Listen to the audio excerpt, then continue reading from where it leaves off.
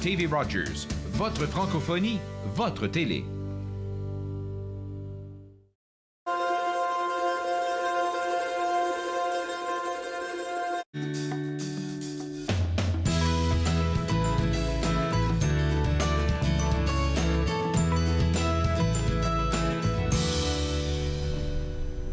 Bonjour et bienvenue entre nous exclusivement sur les ondes de TV Rogers. Je suis Claude-Andréa Bonny. Je me ferai un réel plaisir de passer la prochaine heure avec vous. Aujourd'hui à l'émission, on va parler d'amour avec l'auteur Loénas Hassani. On va aussi s'entretenir avec Roxane Bélanger, notre orthophoniste de premier mot. Aujourd'hui, elle va aider les parents pour préparer le langage des tout-petits avant la rentrée à la garderie et à l'école. Et tout de suite pour commencer, j'ai avec moi le directeur général du regroupement des gens d'affaires de la capitale nationale, M. Marc Chénier. On se disait tantôt qu'on se parlait en virtuel pendant près de 2 ans. Ça fait du bien de vous voir en vrai. Et vous venez avec de très bonnes nouvelles. On va avec la première, le nouveau logo du RGA. Alors, parlez-nous-en. Ben, le logo est arrivé au mois de mars dernier. On a le bleu que j'aime beaucoup. Ça, c'est le logo de Dose d'affaires qu'on voit apparaître à la télé. Mais le logo, c'est un peu l'hélice du RGA. Donc, l'hélice qui interconnecte tous les différents membres du RGA. On parle de réseautage, on parle de la qualité du réseau, la qualité de partager de l'information, de développer, d'évoluer ensemble selon les nouvelles perspectives économiques qui ne sont pas enrichissantes pour le moment, mais ça change. Ça va finir par changer, on croise les doigts. Et puis là, vous avez mentionné que ça a été lancé en mars. Vous aussi, je pense que vous êtes entré en fonction à la même période. De mars à aujourd'hui, comment ça se passe avec le RGA? Ah, ça se passe vite. Les choses en sortie de pandémie comme ça, les choses, on revient de plus en plus à la normale. Donc, mais le télétravail est resté. Donc, le RGA a consolidé son organisation, disons, administrative, moi-même, qui est à temps plein. Mais on a maintenant 3 nouveaux membres du personnel qui sont à temps plein, mais ils sont répartis partout à travers la province de Québec. Donc, l'avantage maintenant de pouvoir aller chercher de la main-d'œuvre mobile au travers le télétravail. Donc, voilà. Le RGA s'est consolidé, a changé son image, changer son site web, tous les accès aux événements se fait de manière différente et on gère un CRM beaucoup plus automatisé maintenant pour faire face aux changements des plateformes de médias sociaux, etc. Parfait. On va parler des activités un peu plus tard parce qu'on a de très bonnes nouvelles pour nos téléspectateurs. Mais pour ceux qui ne savent pas exactement, c'est quoi la mission du RGA dans la capitale de notre capitale ici? Est-ce que vous pouvez rappeler ça? Oui, absolument. La mission du RGA, c'est de mettre en réseau, en contact, toutes les entreprises qui sont francophones et francophiles sur le territoire de la capitale nationale, donc Ottawa et Gatineau.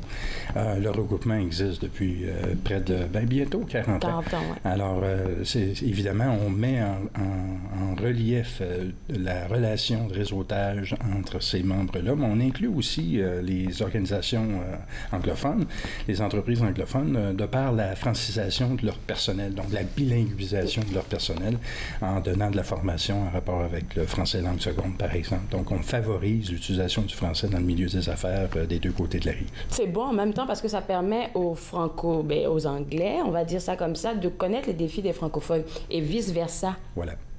Alors, parlez-nous maintenant de... Moi, j'ai envie d'avoir votre avis quand on parle on va parler du bilinguisme, ça c'est un volet, mais un autre volet qui m'intéresse là, c'est la pénurie de main-d'œuvre. Ça n'arrête pas. J'ai l'impression que ça va en s'accroissant. Qu'est-ce que vous pensez de qu'est-ce qui se passe? Oui, bien, il y a plusieurs facteurs. Le premier facteur, je me souviens quand j'étais à l'université, il n'y a pas très longtemps, il y a une vingtaine d'années, on me disait à l'époque, les professeurs en économie me disaient à l'époque que la population canadienne est vieillissante. Donc, autour de 2022-2025, la population toute la grande, la génération X, la génération Y se retrouverait là, à un âge plus avancé, comme moi-même, près de 60 ans. Et tout ça, ces changements-là, la pandémie a provoqué autre chose. On a remis en question certaines valeurs. J'ai vu des gens qui avaient l'intention de quitter pour la retraite avant la pandémie, puis par la suite, pendant la pandémie, ont décidé de rester pour apporter l'aide à des entreprises qui ne pouvaient pas se permettre de les voir quitter. Je pense que la pandémie a ouvert d'autres portes ou une boîte de Pandore dans le contexte de développement économique. Définitivement. Le ralentissement, le changement de personnel, les gens ont bougé beaucoup, donc la la mobilité de la main-d'œuvre a fait en sorte que tous ces changements-là ont eu pour effet de brasser les paradigmes dans lesquels on s'est installé au cours des dernières années au niveau de l'employabilité. Maintenant, pour répondre à votre question, ça reste une problématique. Pour le moment, on ne voit pas la lumière au bout du tunnel. Non. Puis ça risque pas d'arriver. Donc, il faudra réinventer de nouvelles façons de garder. Ça, c'est pas une bonne nouvelle, mais on va s'adapter. Oui, effectivement. On doit absolument s'adapter à la nouvelle réalité. Les employeurs s'ajustent actuellement pour essayer de recruter de manière différente. Le RGA également, on travaille sur un nouveau projet d'employabilité qu'on appelle le réseau emploi. Donc, on utilise le web, la programmation web-based pour pouvoir créer un programme qui permettra de la mise en relation des employeurs et des emplois disponibles et de futurs employés qui aimeraient pouvoir s'intégrer sur le marché du travail ou changer d'emploi. On est dans un mouvement compétitif. J'en parlerai pour longtemps. Oui, on va prendre une pause parce que comme je le mentionnais, il y a de bonnes nouvelles avec vous, le RGA, et on continue juste après la pause. Vous regardez Entre nous, exclusivement sur les ondes de TV Rogers.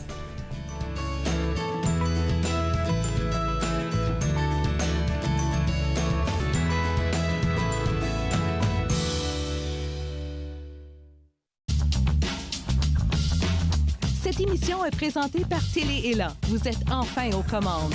Pour en savoir plus, visitez rogers.com.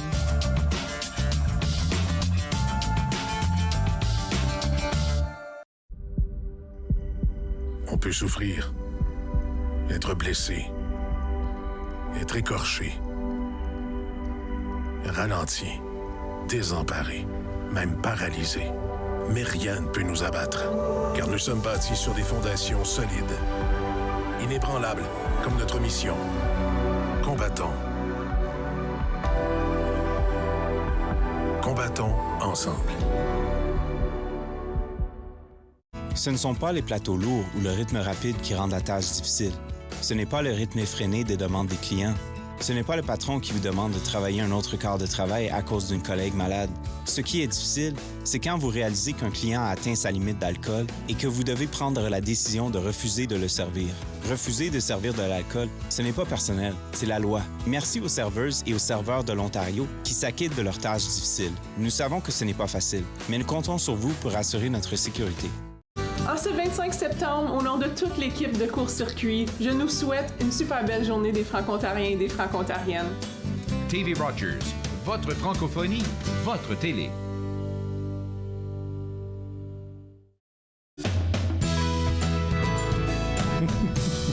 On va parler pendant une heure. De retour Entre nous, exclusivement sur les ondes de TV Rogers, toujours avec le directeur général du regroupement des gens d'affaires de la capitale nationale, et on parlait des beaux projets du RGA. Avant la pause, on parlait du beau réseau de l'employabilité qui permet en fait de, on va dire ça comme ça, contrer un peu la pénurie de main-d'œuvre. Vous essayez d'aider. Oui, absolument. On essaie en faisant cela, on essaie d'instruire dans la nouvelle manière de faire. Oui. Et puis surtout de permettre aux employeurs qui sont nos membres ou nos futurs membres de pouvoir avoir accès à cette base de données-là. Mais surtout accès, c'est un peu comme une agence de rencontre virtuelle où on place les gens pour parler de leur emploi, la qualité de leur emploi, leur vision et la raison pour laquelle ils travaillent pour cet employeur-là. Donc, la marque employeur. Voilà. Et c'est là qu'on découvre de plus en plus que la compétition entre employeurs, ben c'est là qu'elle se joue. Puis on met ça sur un plateau, disons, un peu comme ici, puis on permet à tout le monde de pouvoir se rencontrer virtuellement. Et les mises en contact se font, mais ça se fait au niveau international aussi, pas strictement au niveau de la région de la capitale nationale. Donc évidemment, on utilise Internet comme véhicule et on travaille avec d'autres chambres de commerce aux États-Unis. On fait le tour. On fait le tour de l'Amérique du Nord parce que l'argent n'a pas de couleur. Elle n'a pas Tellement bien dit ça. Bien, c'est bon à savoir, le réseau employabilité, comment les gens pourraient avoir accès à ça? Est-ce que c'est juste en allant sur vos sites web ou bien en vous écrivant un courriel? À surveiller notre site web. Okay. La mise en place de la plateforme se fera au cours des prochaines 8 semaines. Et vous avez la primeur ce matin. C'est ça, j'ai l'impression 8 semaines à venir. Donc, ça veut dire qu'on a la primeur. Regardez le site web du RGA pour le réseau d'employabilité pour être à l'affût de qu'est-ce qui va se passer. Parce que j'aime que ce soit pas juste pour la capitale nationale, mais que ce soit étendu à l'international parce que l'argent circule beaucoup. Alors, on va parler parler maintenant d'un autre beau projet. Je pense que c'est le clou aujourd'hui de notre entrevue, Ascension Elle. Parce que vous avez un fort désir de promouvoir l'entrepreneuriat féminin. Donc, Ascension Elle, première édition. Qu'est-ce que c'est comme événement? C'est un événement qui permet à 4 dames qui ont cheminé au niveau de leur profession, un cheminement professionnel assez particulier pour chacune d'elles. Et on permet à tout le monde d'avoir, en session plénière, d'avoir la possibilité de pouvoir discuter, de pouvoir partager de quelle façon ils ont vu la progression de leur carrière. Les personnes qu'ils ont écoutées, les personnes qui les ont influencées, on peut dire des coachs ou des mentors qui les ont influencés dans leur progression. Et puis, passer un beau moment de partage qui durera à peu près 1h30 lors d'un déjeuner le 6 octobre prochain. Et ça se fait au Centre des conférences d'Ottawa. On peut acheter des billets sur le site web du RGA, mais Ascension, elle, c'est d'abord et avant tout la promotion et la qualité des femmes en affaires et de quelle façon elles peuvent, je voudrais dire, de quelle façon elles peuvent éclore, devenir ce qu'elles sont devenues en donnant des tuyaux à nos jeunes d'aujourd'hui, peut-être, ou en espérant autant que possible de permettre, dans un contexte d'inclusion et de diversité également, de permettre l'intégration de tout ce beau monde-là dans un monde qui est faramineux actuellement, dans un monde en grand changement. Donc, ce serait le bon moment de pouvoir faire bénéficier à tout le monde ce changement-là, cette aventure-là. J'ai vu une vidéo sur les réseaux sociaux c'était pendant l'été, ça disait « La Terre devient féminin ». C'est ça. Et moi, je veux savoir, là, pourquoi vous voulez tant pousser les femmes à aller de l'avant, à vraiment prendre position, on va dire. Pourquoi pour vous c'est si important? Parce que ça vient de loin. Dans mon cas, moi j'ai grandi dans un monde d'affaires, évidemment, mais ma mère était le chef de l'entreprise. Ma mère était la personne toute indiquée pour gérer les différentes entreprises qu'on a eues. J'ai toujours vu, je me souviens quand j'étais jeune, je voyais ma mère compter. Elle comptait le matin des piles d'argent. Wow. Puis je me disais, on est riche. Puis là, elle me disait, non, vous n'êtes pas riche. On n'est pas riche. J'ai des dettes à payer, voici, c'est nos revenus, mais aujourd'hui, on ne calcule plus l'argent de cette façon-là. Maintenant, c'est tout automatisé, mais à l'époque, c'était comme ça. Puis j'étais très impressionné de ce qu'elle pouvait accomplir. Puis je me disais, pourquoi pas faire la même chose? Pourquoi pas amener les mêmes changements au sein d'un milieu social qui évolue constamment? Donc, puis on parle de toutes choses, d'équité, on parle d'inclusion, de diversité, mais de permettre à ces dames de pouvoir partager leur savoir, c'est important. Moi, je l'avais vécu au niveau professionnel avec une autre organisation lors d'un gala à Toronto il n'y a pas très longtemps, au mois de novembre dernier. Et on avait Patricia Gauthier, qui était de Moderna Canada, qui est venue nous expliquer ce qu'elle avait vécu. On avait la juge Morin aussi, on avait la juge de la Cour suprême. On a eu des dames qui nous ont entourés, qui m'ont entouré dans mon parcours professionnel et qui m'ont inspiré. Alors, c'est le juste retour des choses. Wow, c'est incroyable là, de voir. Même quand je regarde le panel pour Ascension Elle, là, je vois que c'est des femmes que vous êtes allées chercher dans différentes sphères d'influence. On parle de médias, il y en a qui sont en gestion, il y en a d'autres qui vont parler peut-être même de finances aussi. Oui. Et je pense que c'est de ça que les jeunes filles, surtout si des jeunes dames veulent se lancer en entrepreneuriat, c'est de ça qu'on a besoin, des figures qui nous inspirent. Parce qu'on peut vouloir faire de l'entrepreneuriat, mais ne pas savoir exactement à quoi s'attendre dans ce monde-là, parce que c'est la jungle. Oui, absolument. Alors, on a Julie Potvin de Mercer Canada. Mercer, pour ceux qui ne connaissaient pas, elle est leader national pour PME Santé chez Mercer Canada. Donc, tout ce qui touche les bénéfices sociaux, on parlait d'employabilité, on parlait de compétition des employeurs. Oui. Les bénéfices offerts sont souvent un élément de compétition important. On a Maître Daniane Robichaud, qui est spécialisée en droit de la faillite.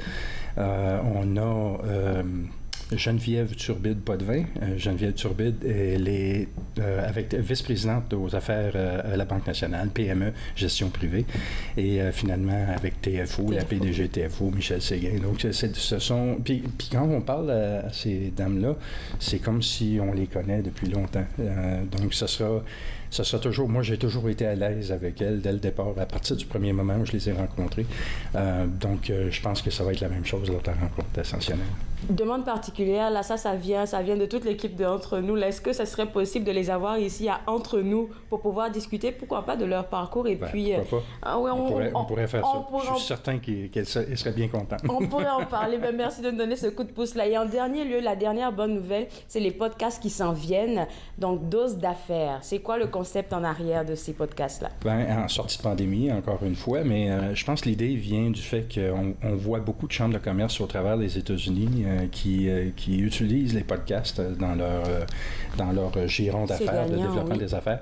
Et ça permet la relation constante entre les membres qui sont impliqués dans l'organisation. Ça permet aussi la bonification des services, l'évolution des services offerts aux membres, parce que dans le partage d'idées, le partage d'informations, il y a tout part de là, surtout dans le processus pandémique puis de l'après-pandémie. Donc, on s'est dit, tiens, on va utiliser le mot dose d'affaires qu'on impute une fois par semaine, tous les jeudis matin en live. Et puis, grosso modo, on interview, ça peut être des gens du monde politique, du monde de développement économique, ça peut être surtout nos membres au RGA, au regroupement. Alors, ça permet de faire connaître l'entreprise, faire connaître leurs aspirations, leurs motivations. C'est beau, ça. Voilà. Vous avez un très beau projet. Vous avez de très beaux projets, surtout le réseau de l'employabilité. Là, je vais regarder ça de plus près. Merci beaucoup, M. Chénier, de vous être déplacé puis d'avoir accepté de partager toutes ces belles informations avec nous. Pour les billets pour Ascension L, il faudrait mentionner qu'il faut aller sur le site web www.rga.ca pour pouvoir prendre vos billets. Les billets vont rapidement. C'est ce que je viens d'entendre. Donc, je voulais savoir que vous devez prendre vos billets. Alors, nous, on va prendre une pause et juste après, on va parler avec notre orthophoniste, Roxane Bélanger. Vous regardez Entre nous, exclusivement sur les ondes de TV Rogers.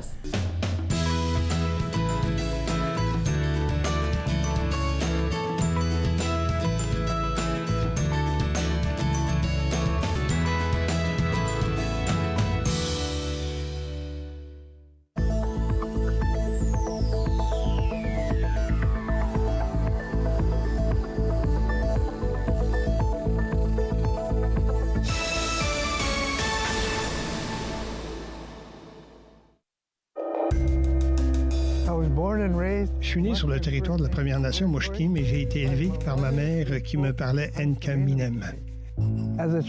Enfant, j'ai arrêté de parler ma langue maternelle car on m'a dit que de parler d'autres langues que l'anglais ne faisait pas canadien. Les aînés me sont apparus en rêve. Ils m'ont rappelé qui je suis et d'où je viens.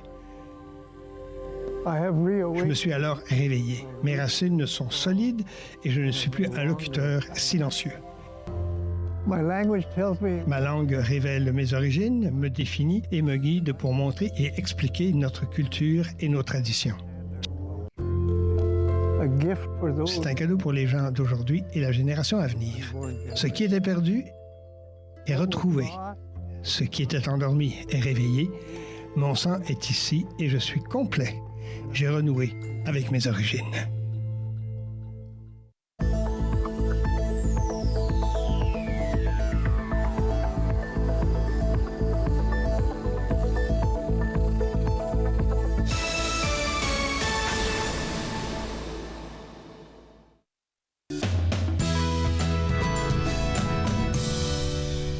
De retour à Entre nous, exclusivement sur les ondes de TV Rogers. On parle maintenant avec notre orthophoniste Roxane Bélanger du langage pour une rentrée réussie à la garderie ou à l'école.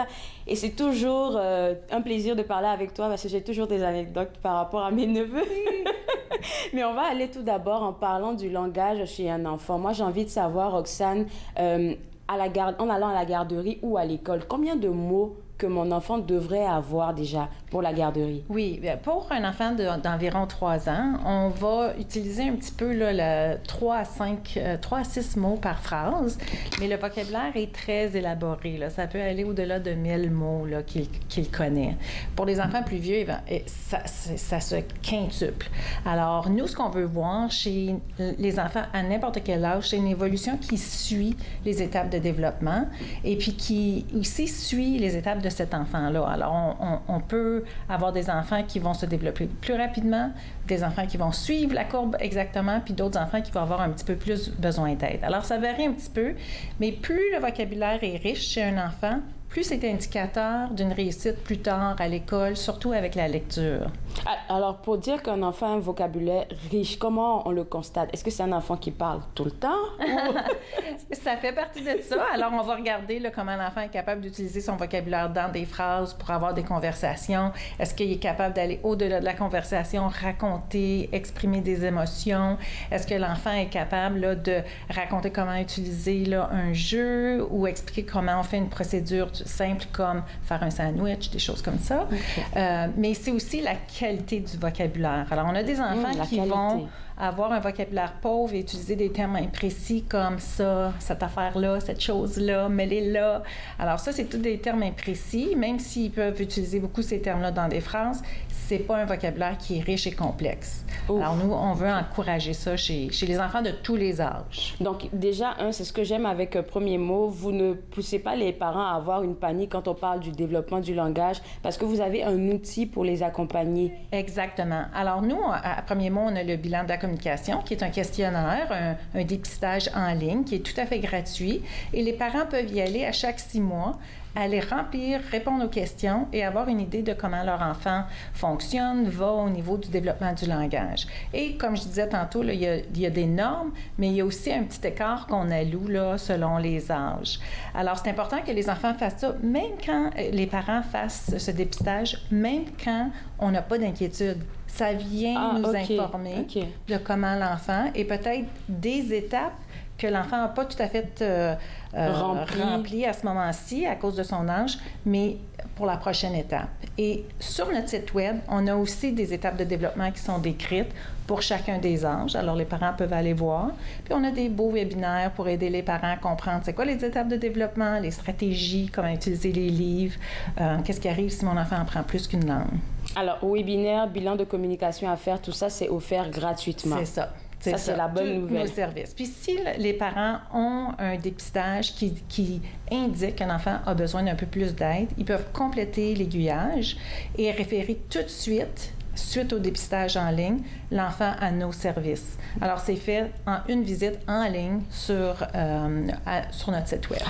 À combien de mois, je vais dire, parce que je ne vais pas dire à combien de mois qu'un parent pourrait commencer à faire le bilan de communication? Ils peuvent commencer aussitôt que 6 mois. 6 mois, OK. Et ça va jusqu'à l'âge de 4 ans et demi, donc avant l'entrée au jardin.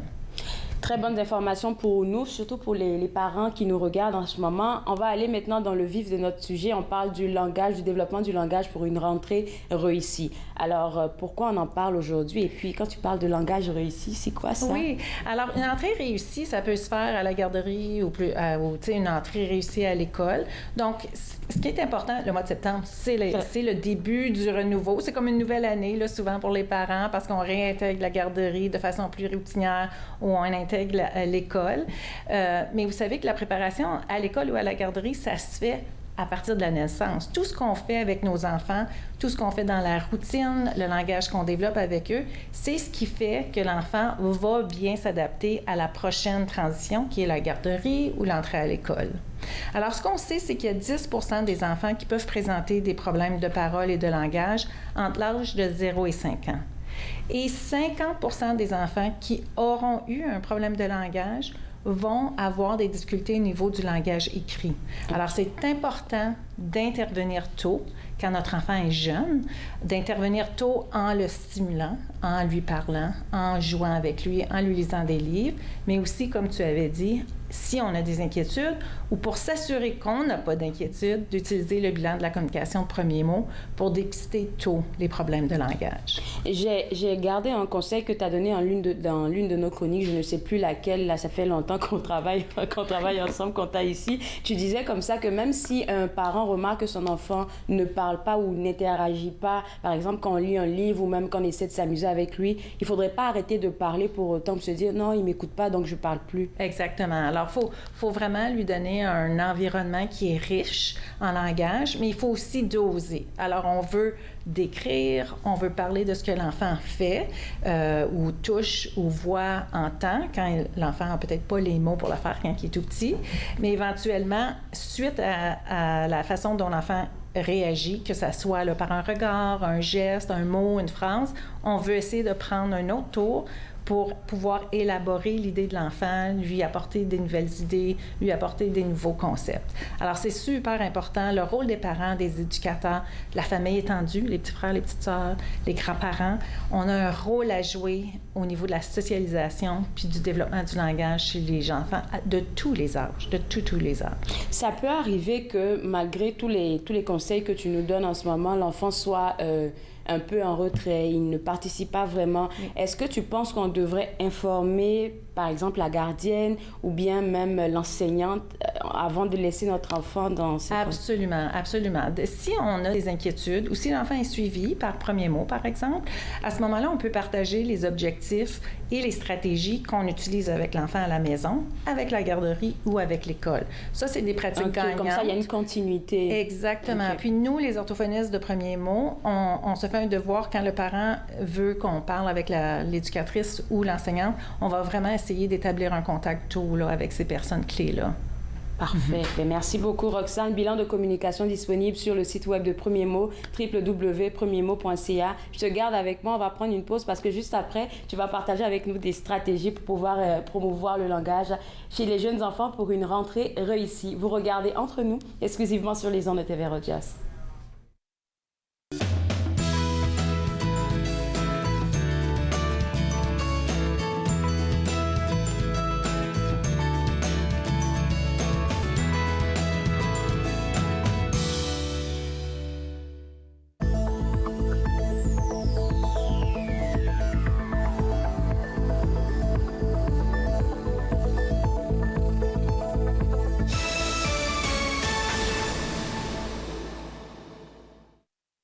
Bonjour, je m'appelle Michel Prévost, je suis un historien et archiviste, président de la Société d'histoire de l'Outaouais et j'ai le plaisir, avec les émissions Promenade dans le temps, de vous faire découvrir le riche patrimoine d'Ottawa, de Gatineau, de l'Est ontarien et de l'Outaouais.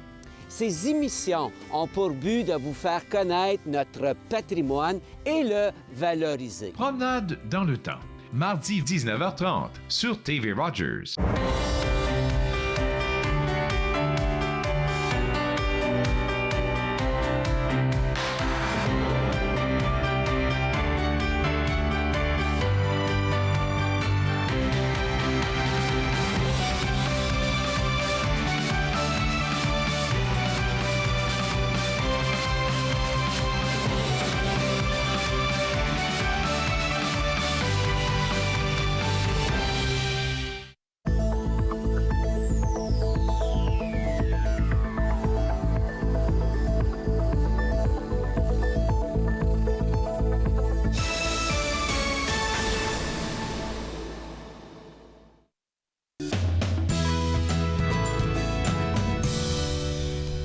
De retour entre nous exclusivement sur les ondes de TV Rogers, on parle toujours du développement du langage chez les jeunes enfants pour avoir une rentrée réussie à la garderie et à l'école. Avec moi, Roxane Bélanger, notre orthophoniste. Et là, maintenant, tu voulais partager avec tes parents plusieurs stratégies pour développer, stimuler le langage chez les jeunes enfants. Exactement. On y va avec quoi? Oui, alors j'ai 3 stratégies. La première, c'est d'offrir des visuels. On va parler de la routine, puis on va parler des habiletés sociales.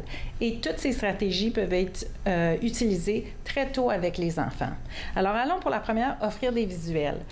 Nous, comme adultes, on a accès à notre téléphone qui est souvent notre façon de s'organiser, nos notes de rappel, notre calendrier. On a tout ça, c'est notre support visuel. Les enfants, ils n'ont pas accès à ce genre d'outils-là. Alors, ce que je demande aux parents souvent, c'est de leur donner ces informations-là. Ça peut se faire de différentes façons. On peut avoir un horaire de la journée en images. Ça peut être des photos ou des petites images. OK, c'est à nous de faire, par exemple, des dessins. Ça peut être des dessins. On peut sortir des photos là, de l'Internet. On peut prendre des photos de l'enfant quand il est au lit, quand il est en train de s'habiller, brosser ses dents, prendre son sac. Et ceci aide beaucoup les enfants à comprendre la séquence et ce qui vient par la suite. C'est un concept très difficile, le concept de temps, les concepts temporels. Et pour un enfant, c'est très abstrait. Alors nous, on veut leur donner le plus de soutien en leur présentant des indices visuels sous forme d'images. Alors, les horaires visuels, ça aide beaucoup aux enfants et ça les calme. Ils comprennent un petit peu ce qui peut arriver par la suite. Le prochain, c'est le calendrier. On n'a plus beaucoup de calendriers. Non, on l'a dans nos téléphones. C'est ça. Mais pour les enfants, moi, je demande aux parents avec qui je travaille en thérapie de mettre des calendriers là, sur le babillard et d'indiquer les journées quand on est à la maison et quand on est à la garderie ou à l'école. Alors, ça peut se faire tout simplement en faisant des petites images là, de maison et d'autobus ou maison puis une image qui identifie la garderie pour que l'enfant comprenne, cette semaine, j'ai 5 jours à l'école, 2 journées à la maison. Ou l'horaire change et j'ai 4 jours parce qu'il y a une journée pédagogique et 2 journées à la maison. C'est surtout important quand l'horaire change aussi. Alors, pour une entrée échelonnée ou pour quand on s'en va en vacances, on peut utiliser ce genre de calendrier-là pour annoncer les activités qui sont importantes pour l'enfant. Tes conseils sont précieux. Pourquoi? Parce qu'on prend pour acquis en tant que parent, bien, c'est moi le parent, c'est moi qui décide. Je te prends, je t'envoie à l'école, je t'envoie à la garderie. Mais ça serait intéressant de les inclure dans le processus parce que ce sont des personnes à part entière. Exactement. Et au lieu d'être parachutés dans un événement, là, on s'en va à la garderie, on les prépare mentalement, on les prépare physiquement, puis on les prépare émotivement là, à mieux gérer cet événement-là qui s'en vient. Puis la dernière petite stratégie par rapport aux horaires visuels, c'est d'utiliser là, des post-it, là, des petites notes autocollantes. On peut faire des comptes à rebours. Alors, si dans 10 jours, grand-maman va arriver, ou on s'en va à l'école, ou on commence la garderie, on peut faire 10 jours, 9 jours. Ils peuvent physiquement voir que le nombre de petites notes... puis ils peuvent les retirer eux-mêmes. Alors, est-ce que tu penses qu'un parent qui ne prépare pas vraiment son enfant à toutes ses routines, que ce soit aller à l'école ou bien même aller dans un événement, on ne prépare vraiment pas l'enfant, est-ce que tu penses que ça pourrait créer un problème de langage chez le jeune enfant? Ça ne créera pas un problème de langage, mais ça peut causer des émotions qui sont grandes et immenses à gérer là, pour un enfant. Il y a des enfants qui vont bien, par exemple, qui peuvent vraiment bien fonctionner sans un encadrement comme très prescrit. Mais plus on donne des indices, puis plus on va dans la routine, et c'était ça mon deuxième point, les routines aident les enfants à mieux apprendre à socialiser, je suis d'accord. Apprendre des nouveaux mots de vocabulaire, apprendre aussi des comportements attendus par rapport à une situation. Alors, les routines, c'est la deuxième stratégie que j'aime partager avec les parents. Premièrement, les routines, ça n'existe pas toute seule. C'est les parents qui créent une routine, donc c'est ancré dans la répétition, ce qui est super important pour un enfant pour apprendre. Et c'est ancré dans des interactions qui sont sécuritaires avec un adulte en qui on a confiance. Et quand l'enfant a des interactions sécuritaires avec un parent ou un adulte à qui on fait confiance, qu'est-ce qui arrive? Son cerveau est calmé, puis on le sait qu'un cerveau calme est prêt à apprendre toutes sortes d'habiletés. Un cerveau stressé, anxieux, est en état de petite panique et moins prêt là, à apprendre à n'importe quel concept. Alors, les routines, surtout celles qui sont prévisibles, comme parent, il faut rester flexible. Là. Des choses arrivent dans la vie. Les enfants sont peut-être... on ne se réveille pas toujours à la même heure, mais des routines qui sont prévisibles aident l'enfant à comprendre le concept de temps, qui est assez difficile pour eux à comprendre, puis aussi à savoir qu'est-ce que moi, je dois faire dans cette routine-là. Alors, ils peuvent comprendre la prochaine étape et le comportement qu'eux doivent adopter dans leur situation. Si les parents sont un peu sceptiques par rapport aux routines, c'est vrai, je te confirme que c'est important. OK, ça, c'est l'anecdote du jour par rapport à mes neveux, parce que le maire a établi une routine de dodo, on prend le lait, on va dodo, avant dodo, prend le bain, on prend le lait et puis dodo. Donc, je suis restée avec eux un week-end et puis c'était comme, après manger, 30 minutes après, c'est eux qui sont venus dire, on va aller se laver maintenant? J'étais comme, OK. Donc, ils savent exactement que c'est l'heure de prendre le bain et ensuite de prendre son lait et puis faire dodo. Donc, c'est vrai que quand ils ont une routine, c'est beaucoup plus facile pour eux. Exactement. Puis là aussi, ils apprennent toutes sortes de concepts de temps, de vocabulaire dans ces routines-là. Alors, c'est vraiment une façon rapide et facile là, de vraiment développer, stimuler le langage d'un enfant.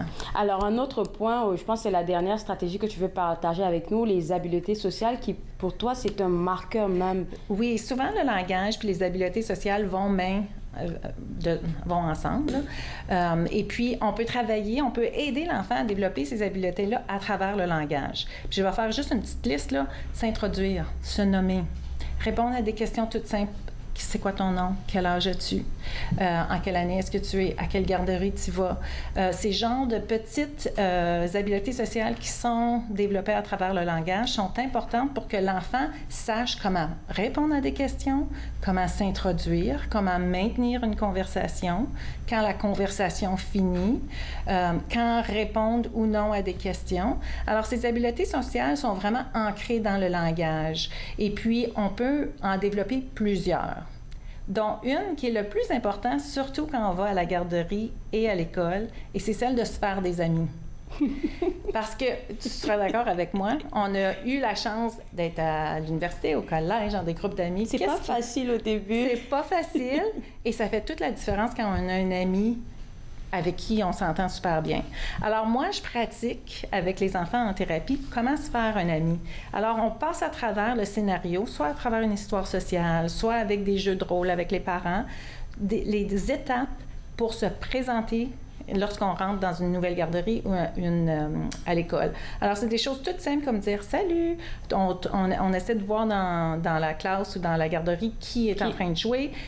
Qui est-ce que je peux approcher? On approche avec un sourire, on se nomme, on demande la permission de le joindre au jeu. Est-ce que je peux jouer avec toi? Et qu'est-ce qui arrive si l'enfant dit oui?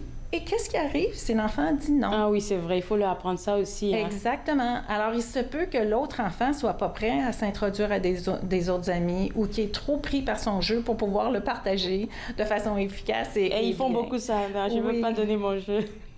Alors, ce que je dis aux parents, c'est pratiquer ça à la maison et faites les différents scénarios avec eux. Quand ça va bien, quand ça va mal, puis de vraiment être la personne qui est là, qui demande à participer à un jeu ou la personne qui se fait demander. Il y a plein d'autres habiletés qu'on peut aussi travailler en plus de se faire des amis. C'est comme s'excuser. Hein? Des accidents, ça arrive en garderie. Alors, juste se présenter puis s'excuser à un ami, là, ça peut faire toute une différence. C'est toujours un plaisir de parler avec toi, Roxane. Merci pour toutes ces informations. Et puis, je pense qu'il y a des webinaires aussi de disponibles pour pouvoir aider les parents sur le site web. On se revoit dans un mois. Exactement. Parfait. Alors, pour vous autres à la maison, surtout aux parents, pour pouvoir aider vos enfants à se préparer pour une bonne rentrée, www.premiermot.ca, c'est le site web de notre orthophonie. C'est là que vous aurez toutes les informations.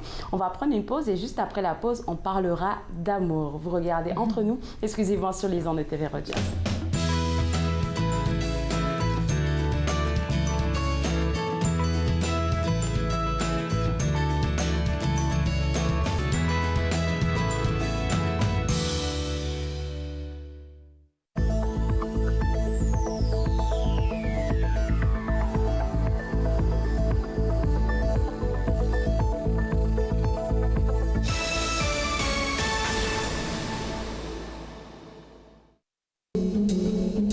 My name is Chase Nicholas. Je m'appelle Chase Nicholas. Je suis Micmac et je joue au hockey.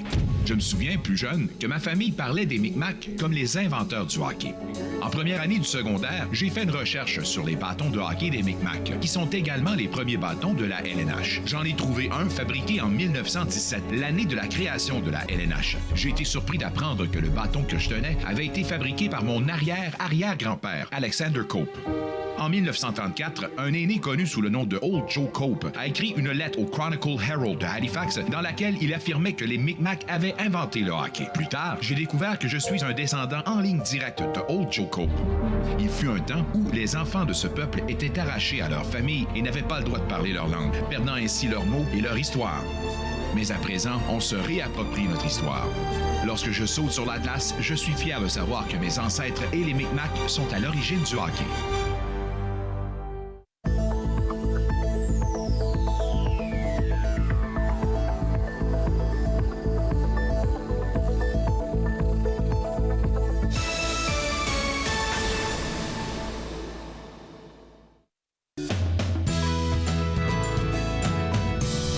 De retour entre nous exclusivement sur les ondes de TV Rogers, on parle maintenant d'amour avec l'auteur Louenas Hassani. Et à chaque fois qu'on se parle, je ressors toujours grandi parce que vous avez une telle sensibilité quand vous parlez de vos œuvres, quand vous parlez de tout ce qui se passe dans le monde. Puis j'ai envie de savoir l'autre ouvrage d'aujourd'hui qui s'intitule Fou d'Alam. D'Alam, est-ce que je dis bien Alam? Oui. Fou d'Alam. En arabe, on dit Ahlam, mais il n'y a pas grande différence. Fouda Halam, ok. Alors, ça vous est venu d'où l'histoire derrière Fouda Halam? Disons que le roman, au départ, devait s'appeler L'amour au temps du coronavirus et de la colère, par rapport à la célèbre œuvre de Gabriel Garcia Marquez, mais n'est pas Gabriel Garcia Marquez qui veut, donc... il a évolué le roman durant la publication, la révision et la correction jusqu'à ce qu'il devienne Fou d'Alam. Alors Fou d'Alam, c'est par rapport à l'amour mythologique, enfin historique, dans une certaine mesure, du grand poète anté-islamique Majnoun Leila, le fou de Leila. Donc voilà, on a abouti à Fou d'Alam. Allah Halam, je vais bien essayer de le dire. Halam, vous m'avez dit que ça veut dire quelque chose en arabe, ça veut dire quoi? Qui veut dire rêve. Rêve. Alors le roman traite de 3 thématiques essentielles. Il traite d'abord de la pandémie. Parce que c'est la pandémie du coronavirus. Donc la pandémie, c'est majeur comme phénomène, comme événement qui redéfinit l'espace du vivre ensemble, qui redéfinit les relations, qui redéfinit tout. Et puis la deuxième thématique, c'est le Irak en Algérie. Je ne sais pas si vous le savez, mais pendant 2 à 3 années consécutives, on a essayé de déverser, comme dit le grand poète palestinien Mahmoud Darwish, une révolution dans un boulevard. Et le temps passant, on a compris que ce n'était pas évident et le système algérien a redoublé de férocité pour reprendre du poil de la bête. À un certain moment, on était tellement confiants, on se disait ça y est, on va aboutir à une société démocratique telle que l'ont rêvé nos ancêtres déjà du temps de la chosification coloniale, pour reprendre un concept de Aimé Césaire. Et puis finalement, tout ça est tombé dans l'eau. Et puis la troisième thématique, bien sûr, c'est l'amour. Pourquoi l'amour? J'ai envie de raconter une petite anecdote. Mes enfants me disent tout le temps, t'en as pas un peu marre de tuer tout le temps tes personnages? Donc la coureuse des vents avec Hadis, et puis la République de l'Abîme où il y a beaucoup de morts, même si le personnage central s'en sort plutôt indemne avec la folie, plus ou moins. Et puis ici, je me suis dit, pourquoi ne pas écrire dans ce contexte du drame qui a posé beaucoup de questions existentielles, quelque chose, comme dirait l'autre, qui serait comme une fleur qui résiste dans le désert endémique de tous les interdits et de toutes les prohibitions. Quand on va aller un peu plus en profondeur dans le contenu de l'ouvrage, j'ai l'impression qu'il y a, en tout cas, je ne veux pas dire des affaires que je ne dois pas dire, mais il y a une histoire de politique aussi, parce qu'il faudrait qu'on le dise, pendant la pandémie, il y a eu des règles politiques qui ont été établies. Donc, ces deux amoureux-là, d'une manière ou d'une autre, vont essayer de peut-être détourner un peu ces règles-là pour faire vivre leur amour. Merci pour cette question, parce qu'elle est centrale. C'est que... Parmi les grands classiques que les gens sont plongés à nouveau, se sont replongés à nouveau dans les grands classiques de la littérature, il y a L'amour au temps du coronavirus de Marquez, mais il y a La peste de Camus, mais il y a aussi 1984 de George Orwell.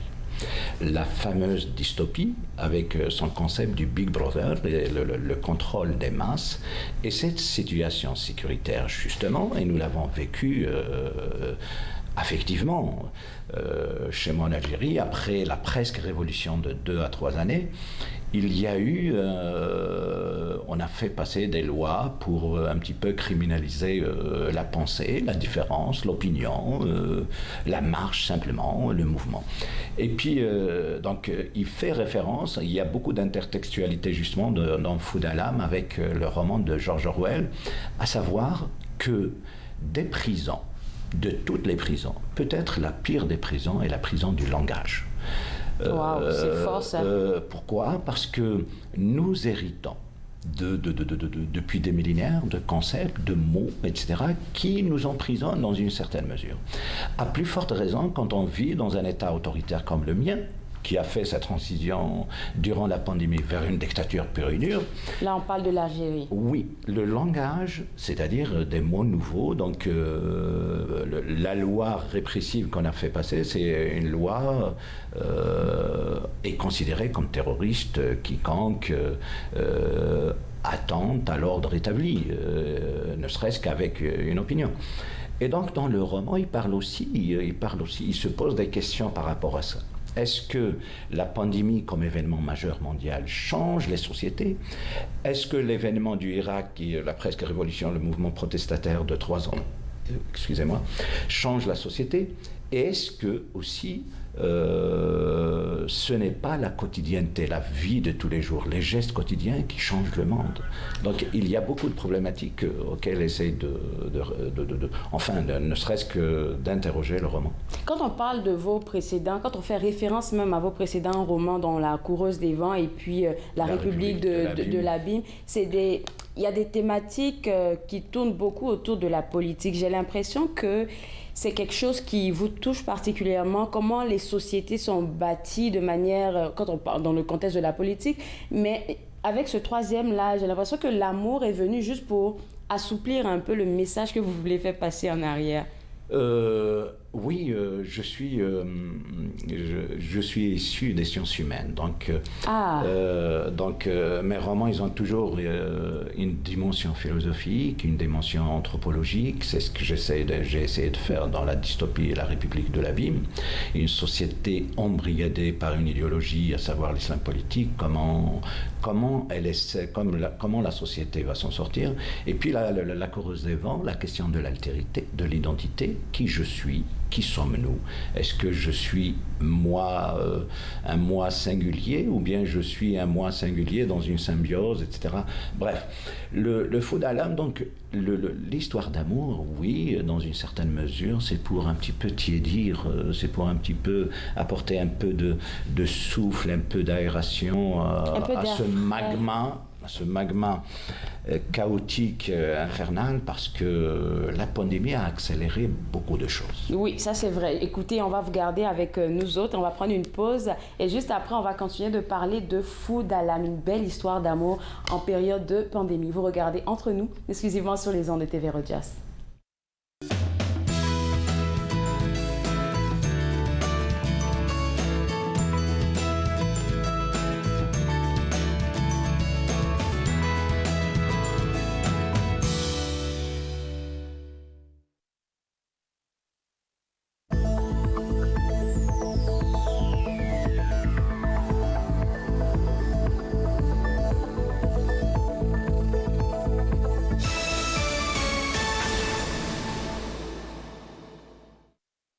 Ici Jean-Marie Vianney. À chaque semaine, je vous ferai découvrir des personnalités provenant de différents milieux. Ils vous exposeront leur point de vue sur de nombreuses facettes du multiculturalisme dans notre région. Vivre ensemble, lundi 19h sur TV Rogers. Puis, c'était le fun?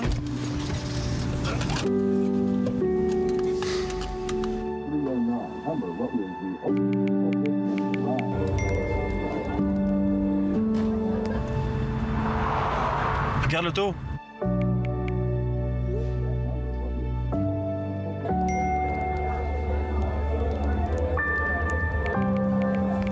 C'est là dont tu me parlais l'autre fois? Je suis Linda Leclerc et chaque semaine, en compagnie de mes invités, vous apprendrez comment relaxer, vous dilater la rate et surtout être de bonne humeur. Yoga du rire, dimanche 20h30 sur TV Rogers.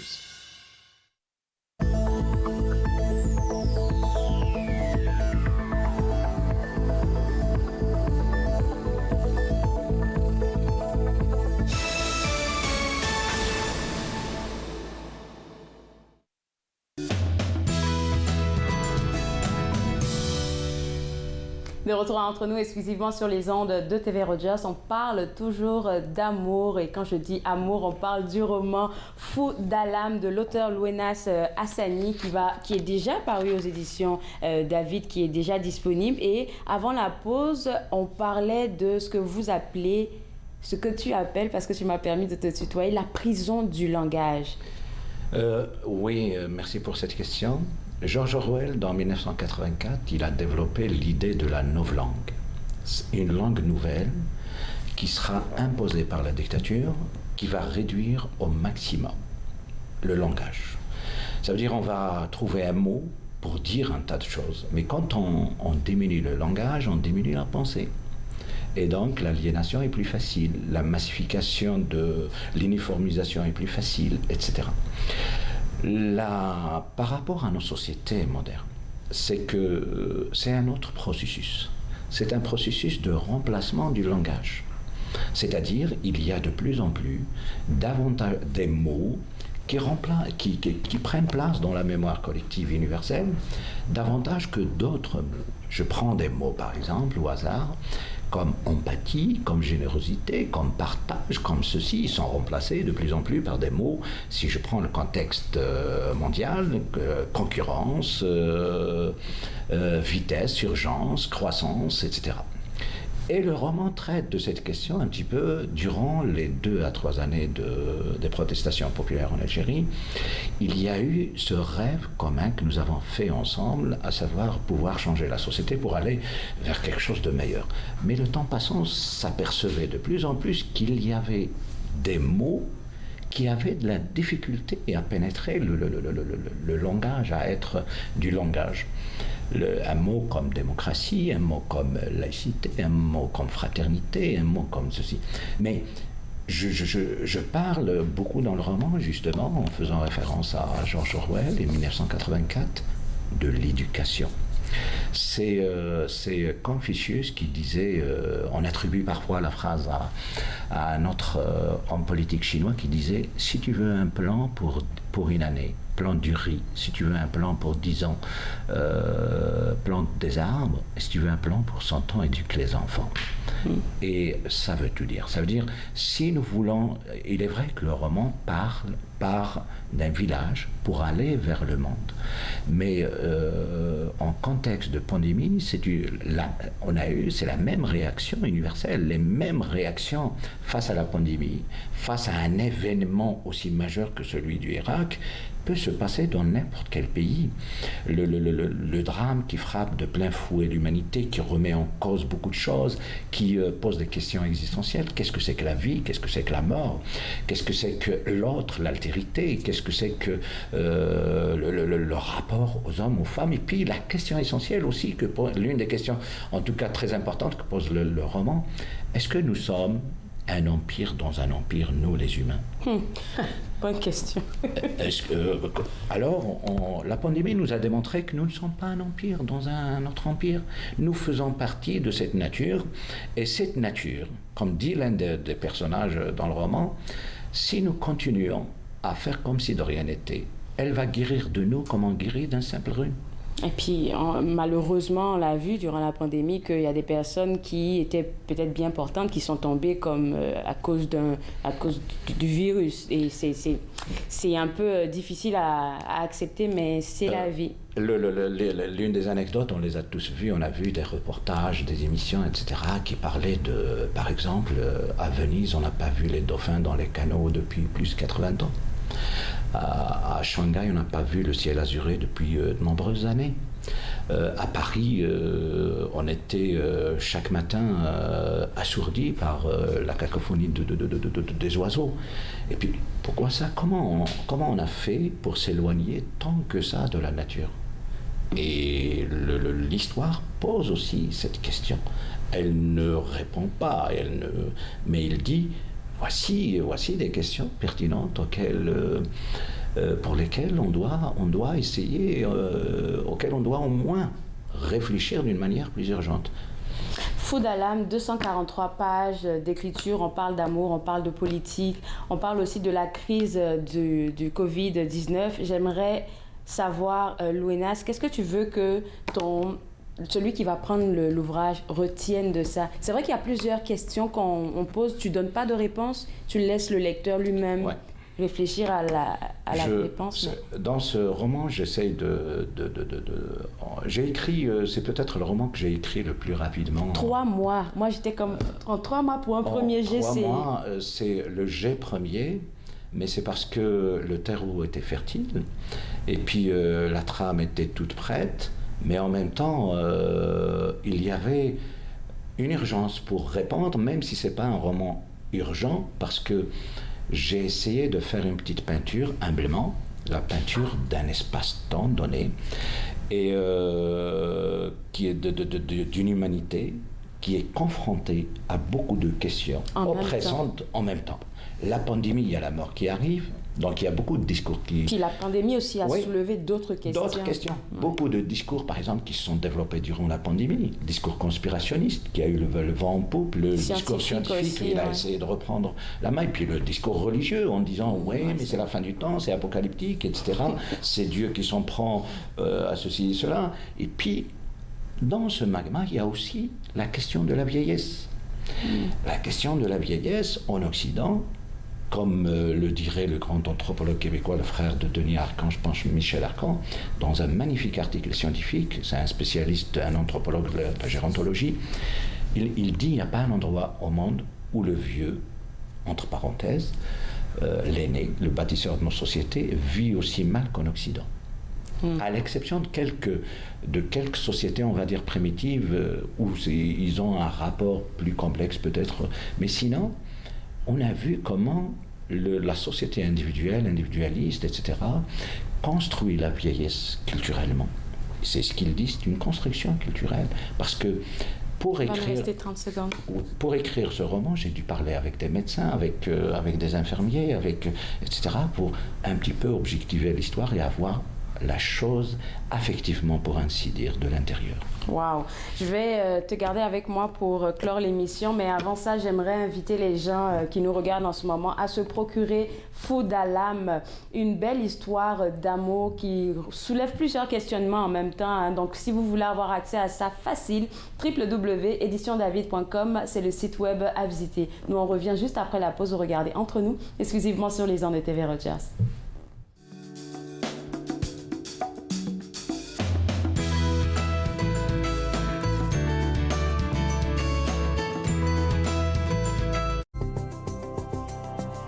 Il est question de partage et d'entraide,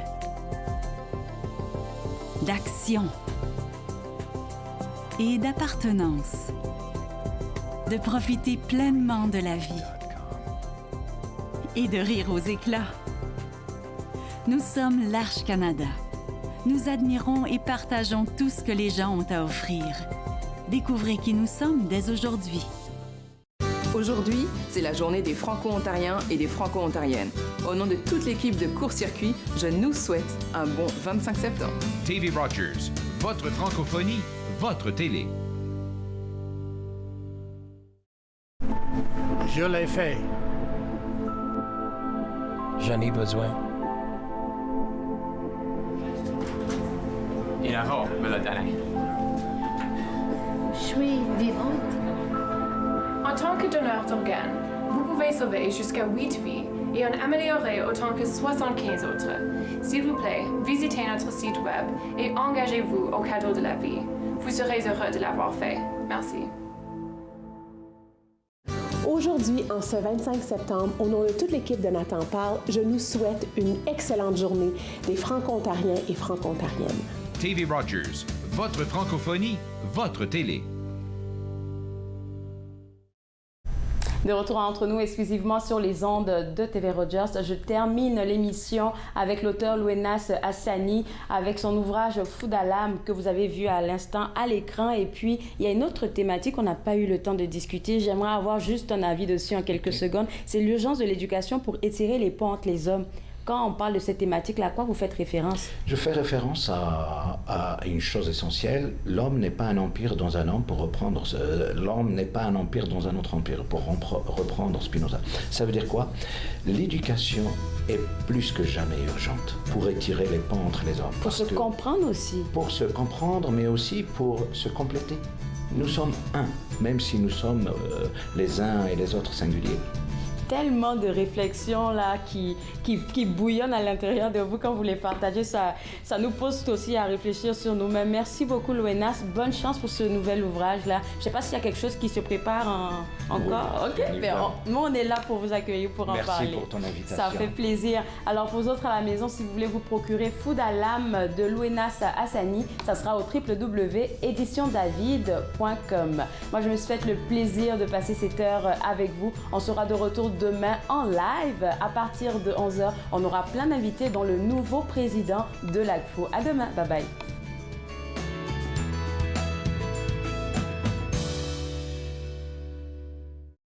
Faites-nous part de vos commentaires en composant le 613-521-2323 par courriel sur Facebook et Twitter.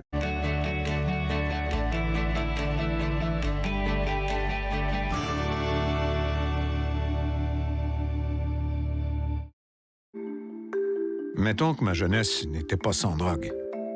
Je dis quoi, mon ado? J'aimerais qu'il vive sa jeunesse sans avoir peur de me parler de drogue. C'est possible?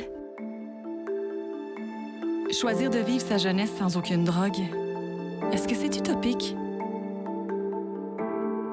Des questions au sujet des jeunes et de la drogue. Jeunesse sans drogue, Canada.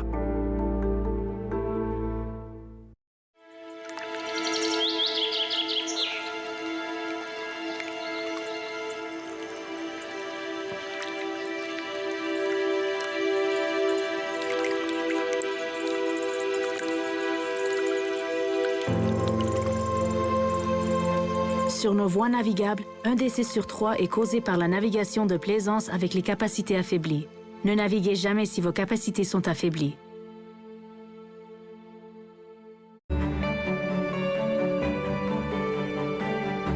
Davy Rogers, depuis 30 ans, votre place, votre